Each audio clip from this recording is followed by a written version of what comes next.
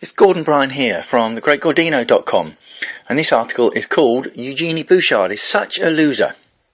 So it's July 2014 and Canadian Eugenie Bouchard loses the final at Wimbledon, getting hammered in a little over 50 minutes. What a loser, right? Well, maybe not. In the 2013 final, Sabine Lisicki also lost her first final, and she simply crumpled under the pressure. I wrote about that one last year because there were important points to note on the self-improvement front, and I think the same applies this year too. In Lisicki's case, her nerves got the better of her as she lost to Marion Bartoli. It's also interesting to note that Bartoli herself had buckled from nerves in the 2007 final, but had come back to win in 2013. Also, let's not forget Jana Novotná, who lost in the final way back when and burst into tears during the presentations, but who also later came back to take the title. Now there's a difference in Eugenie's case though, partly because it wasn't the pressure that beat her, and partly because of what she'd said throughout the whole tournament. So, in the final, Bouchard wasn't beaten by pressure she had heaped on herself, nor by a particular collapse under nerves. She was just beaten by someone playing much better tennis.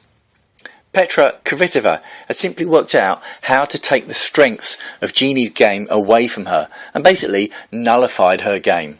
Now that was impressive from Kvitova, a player who had won the title at Wimbledon herself fairly early on in her career, but in her case found it a bit difficult to cope after the win, and it's only really now that she's got back to the mental place that she was before.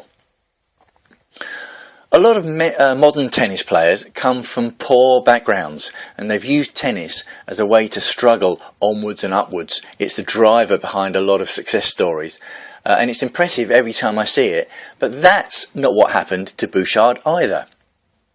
Growing up in Canada, she wasn't from a poor background, far from it in fact, so she didn't have the money as a driving force. Her driver was that she had simply decided to do it, and had decided that she would strive to be the best at anything she did. Now that's my main point in this article, and it could be seen loud and clear in her interviews throughout the tournament. She's an upcomer in the game, and it was only a couple of years ago that she won the junior title at Wimbledon. So as she progressed through the rounds, the interviewers asked her time and time again if she was surprised by her results. And her answer? No, not really. She didn't say that in a cocky way either, because she followed it up by saying that she had spent hours a day on court and hours a day in the gym for years, and her results were an end product of all that work. She also said that she expected herself to perform her best every time. And she didn't just say that once, it's a stock answer to the same question. And whereas some sports players give fairly anodyne answers in interviews, that answer of hers is a lesson that can change lives. It really goes to the heart of it. She expects to succeed. She expects the best of herself. And that expectation is not based on wishful thinking, it's based on the knowledge of all the years of hard work. So how surprising is it to hear that hard work, once again, is the foundation of someone's success? It's not surprising at all, is it? There's a reason for it coming up time and time again, because it's an essential part of success.